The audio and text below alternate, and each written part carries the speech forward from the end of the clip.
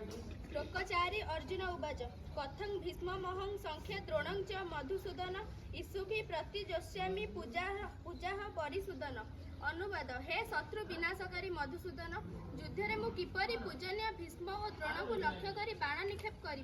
तदर्थ अर्जुन युद्ध करने तांकर अनिच्छा प्रकाश करने और निजर दुश्चिंता और दुख व्यक्त करने आपात प्रतीयमान बुद्धियुक्त वाक्य प्रयोग करुछंती।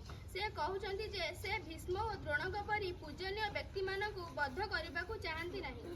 भीष्म अर्थ अनावश्यक संकल्प और जितखर प्रवृत्ति और द्रोण अर्थ चंचल मन। अर्जुन परी साधक जदि निज मध्य थिबा अनावश्यक संकल्प और चंचलता को दूर करि न पारिबे तेबे से निज मध्य थिबा पशु प्रवृत्ति को अतिक्रम करि पारिबे नाही। एही प्रवृत्ति भ्रूदय निम्न रे सारा शरीर थाए। सौभाग्यवशतः अर्जुन एपरी गुरु पाइछंती जे तांकु मोहरु अतिक्रम कराई देबाकु समर्थ। तेणु ए श्लोक जे श्रीकृष्ण को मधुसूदन नाम रे संबोधन करिसंती। मधु अर्थ माया मोह और भ्रांति, सूदन अर्थ विनाशकारी। तेणु अर्जुन पचारुछंती हे मधुसूदन मोर मोह विनाशकारी मु किपरि मो मध्य थिबा भय और चंचलता को परित्याग करी कूटस्थरे तुम निकटरे दृढ़ भाव बसी पारिबी।